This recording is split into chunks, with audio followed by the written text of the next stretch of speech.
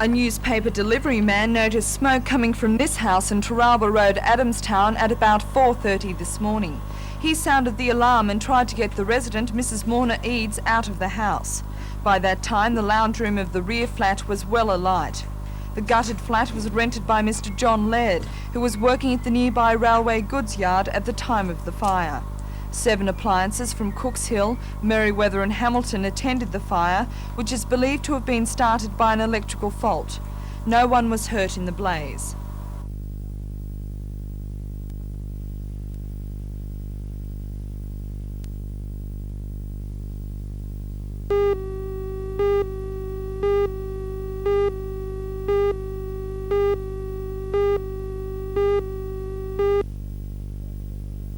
Side's very good. There's a lot of youth in this side, and probably the side is be equal to the same side in 1981. Yeah. What about the spirit, Rick, under new coach Mick Elchin? The spirit's very good. We've sat with each other now for probably about 3 months, or maybe even a little bit longer. We've working a few moves, and we're just starting to fit in. Everyone's pretty keen about each other. Yeah.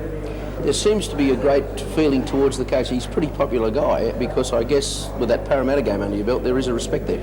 Yeah, Mick's very good. He's sort of bringing Sydney or city football up to the country or so forth, and with Newcastle looking forward to going to Sydney in the near future.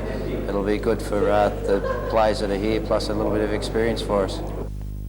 Let's roll the clock back to 1966 West Grand Slam year, when the two coaches Mick Elchin and John Hobby were teammates. Here's Elchin scoring. Congratulations from guess who? Skipper John Hobby.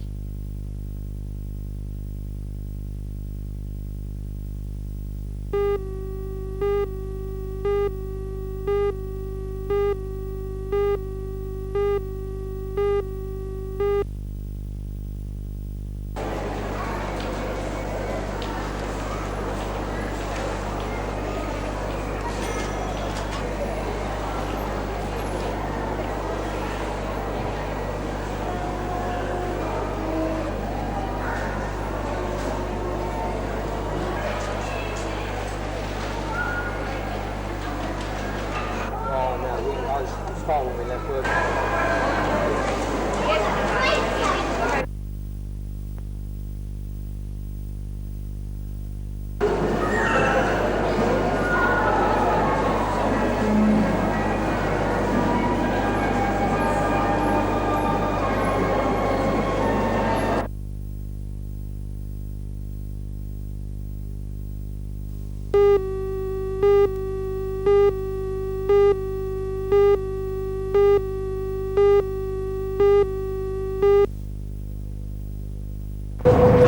Shortly after 10:30 this morning, Wallsend police received a tip-off from a woman that a bomb had been sent to the Wallsend branch of the Commonwealth Bank. When no device was found, the search was transferred to the Newcastle Mail Centre. A package suspected of being the bomb was found and the centre was evacuated. The parcel, measuring 10 centimetres by 20 centimetres, was wrapped in a bomb-proof blanket and towed by police to the middle of the playing fields behind the centre. The police rescue squad, fire brigades and police from Newcastle, Hamilton, Mayfield and Wallsend were called to the scene. After more than 2 hours of tense waiting, a bomb detection expert arrived in the Pol-Air 2 from Sydney. He immediately ordered McDonald's and the surrounding area closed. After another hour of examination, including the use of an X-ray device, the package was pulled apart to reveal the harmless video cassettes.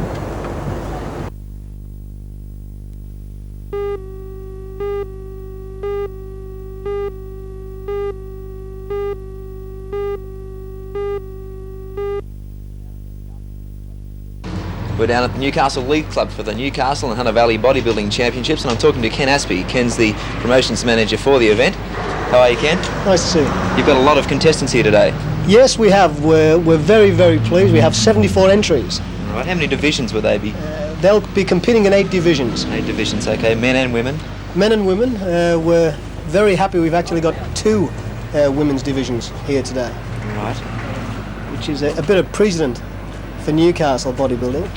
Okay. You're also raising a bit of money today as well. Yes, the total proceeds of the contest today will go to the NBN Telethon. Okay, right. And during the different divisions that we're going to be looking at this afternoon, what sort of things are the judges looking for? Well, mainly it's systometry, what we call systometry, the general muscularity and the overall shape.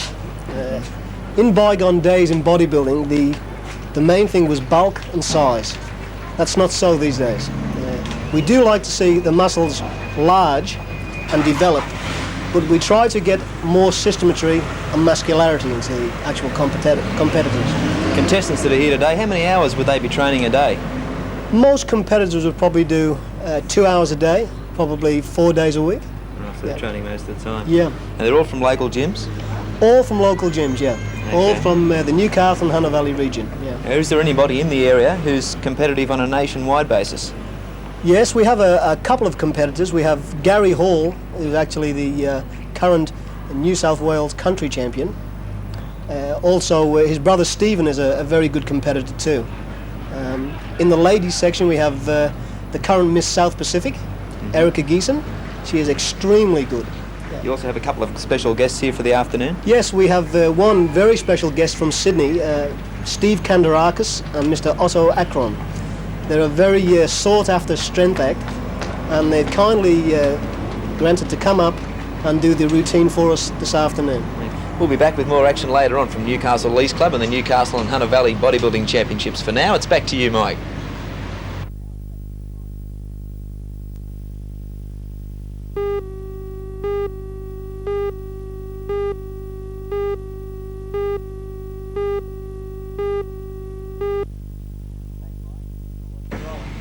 Thanks, Mike. Well, we're still watching the Newcastle and Hunter Valley Bodybuilding Championships. We've got a few divisions to go through this afternoon, and we've been watching the pre-judging. Most of the competitors will compete in actually 3 rounds of competition during the day, and then later on this afternoon they'll be each doing their own individual posing routine to music. Divisions we'll be watching: the Women's Open, the Juniors under 20 years of age, the Novice Division, they're competitors that have never posed before in any contest, the Masters Division, which is over 40 years, the Men's Open under 70 kilos, the Men's Open between 70 and 80 kilos, and the Men's Open over 80 kilos, and then the last event, of course, will be the couples, the men's and the women, doing their posing routines together. Looks like being a great afternoon of bodybuilding. We'll be back a little bit later on with more vision.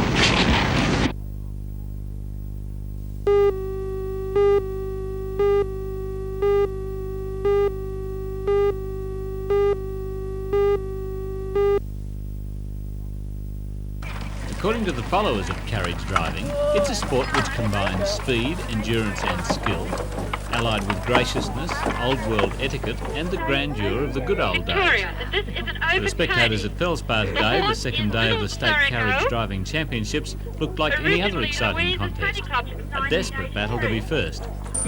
Certainly there was no shortage of spectacle. Horses and ponies, harnessed for singles, pairs, tandems and teams, pulled a variety of vehicles over a carefully planned course. The championships will be decided tomorrow, with teams competing over an obstacle course, racing against the clock.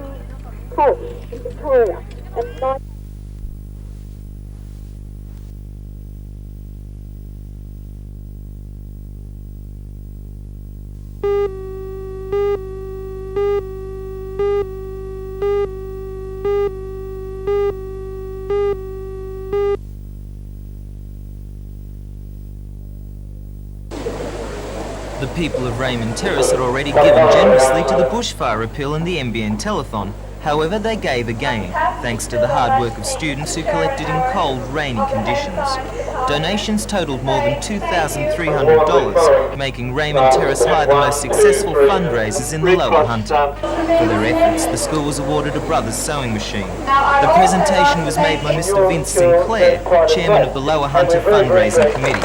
Thanks were given to the students by Red Cross Field Officer Stella Smith, who announced that they were certificates for all 100 students who took part. She said the certificates were a character reference in favour of each student.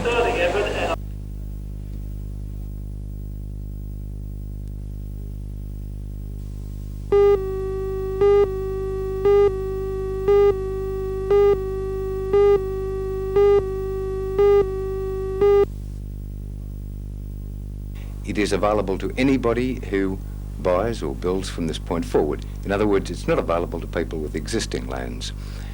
It is a policy for a 2-year period, and at any time during that 2 years, if the person is retrenched or if they are unemployed because of disability, then they can make a claim.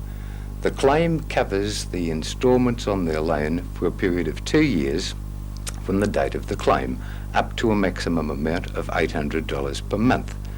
Now, there is a single premium of $270 covering the 2-year period. This isn't compulsory, of course, but it is highly beneficial to the community, to the people concerned. And I stress the point that we are not getting any direct benefit from this ourselves, but this is something that clearly the home buying public need to be aware of.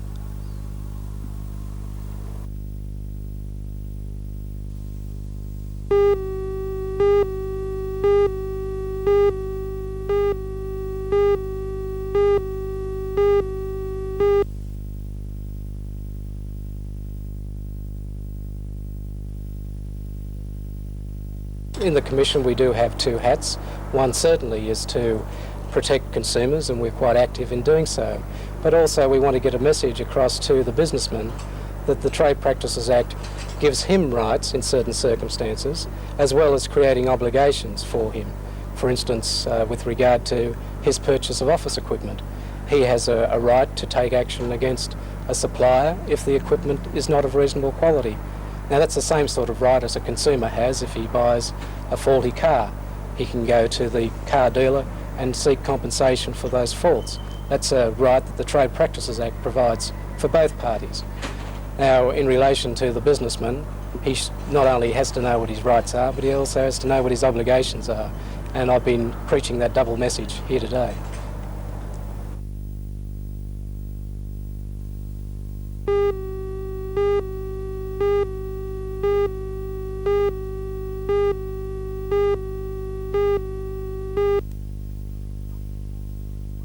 Stockton Hospital is one of many Schedule 5 hospitals to be affected by the recommendations made in the Richmond report. The hospital will lose 60 beds and a number of staff will have to be retrained if the proposals are adopted. The unions are opposed to the report because they say it doesn't allow enough time for the patients to be trained in survival skills, and they claim it would mean a loss of salary and conditions to some 12,000 health workers. In an attempt to allay their fears, the State Minister for Health, Mr Brereton, called a meeting with union representatives to discuss the issues involved, but the Nurses Association refused to go. Nurses representative from Stockton Hospital, Mr Alan Burt, explains why. The meeting that's been set up for today in Sydney was limited to 3 hours, which is totally inadequate to discuss such a document, and was only to be between 3 representatives from each of the health unions. There was no public input to this meeting, there was no public discussion prior to it, and they feel that it's a totally ridiculous sort of meeting to hold, and they wish for a full, open, all-day meeting to be held late in May. What do the nurses here at Stockton think about the Richmond report? We're quite concerned at various aspects of the report. Firstly, the speed at which it's proposed to move these residents with very little pre-training to get them ready to do things for themselves in the community, or even to cope with the things that they're likely to encounter.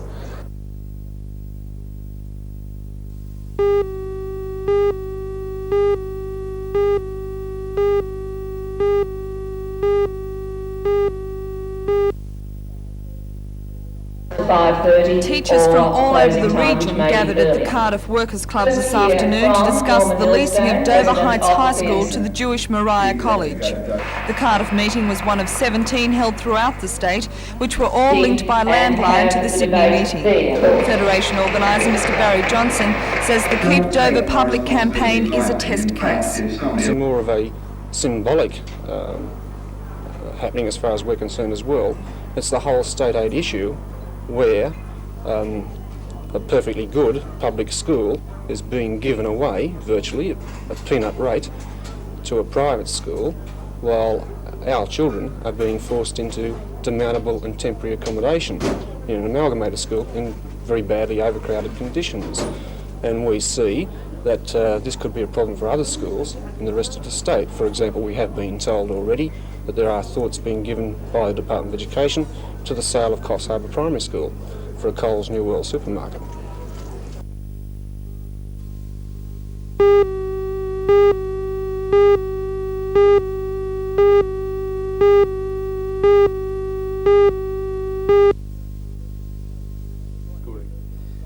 Good morning, and firstly to golf, and Sam Sneed, the 71-year-old golfing marvel who has won 2 Legends of Golf tournaments, showed why in the Pro-Am for this year's event by knocking in his 25th hole-in-one in his illustrious career. Sneed used an 8-iron on the 123-metre par 3 number 2 hole at the Onion Creek Golf Club in Texas, landing the ball on the front of the green before it rolled into the hole. A gallery of almost 1,000 fans went wild. Sneed turned to his caddy, Ernest Creamy Carolyn, and said, "Well, that's number 25. British Sports Minister Neil McFarlane has told the House of Commons an English cricket tour of South Africa would be a serious threat to the world game. He said he was in no doubt about the serious threat to organised cricket if a tour did go ahead. The MCC, the game's ruling body, has been petitioned by some members to send a team to South Africa, excluded from international cricket since 1969 because of its racial policies. MCC members will decide on the proposition by a postal vote in 2 months' time. A very big weekend in VFL football this weekend, and here are the matches that are set down. Carlton play Geelong, Collingwood play North Melbourne, and Collingwood are struggling at the moment. Essendon to play Footscray, the big improvers in the 1983 season.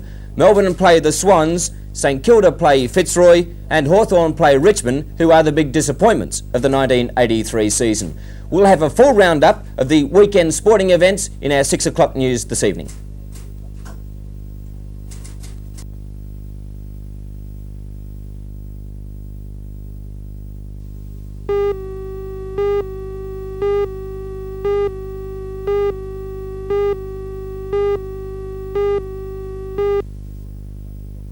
Good morning everyone and welcome. You know, I'm very impressed by the recent announcement from Rosebery in Tasmania that 700 trade unionists and they're employed by EZ Industries have agreed to donate 50 cents per week out of their pay packets for the next 4 years to employ 2 apprentices. I think that's a wonderful move, and it reminds me of a similar move made about 12 or 18 months ago by the trade unionists, coincidentally in Newcastle, to help finance the Newcastle Symphony Orchestra, and I applauded that move at the same time. But the question I ask is, why should we leave it to the trade unionists of Australia to show us the way? I think that same principle, that same concept, should be picked up by other organisations throughout Australia. For example, I wouldn't mind having 50 cents or $1 a week deducted from my pay packet if it was going to help create extra jobs because of the difficult times that we're now going through. I might also add that I've raised this very important matter and suggested to a number of Australia's financial institutions and other companies that they might like to pick up this concept. And from the response that I've had already, I think something might happen. So if you're employed by a small company or a major company, and I'm not talking about belonging to a union, that's quite incidental, why don't you suggest to your employers that they do the rounds, ask the employees if they'd be prepared to donate that 50 cents per week or that $1 per week, whatever it may be, in the fashion that I've just suggested. And if that theme, as I said, is picked up nationwide, it not only would mean the creation of 12 or 24 jobs, it could mean the creation of hundreds, if not thousands of jobs. Once again, I'll leave that thought with you, and I'll see you next Monday.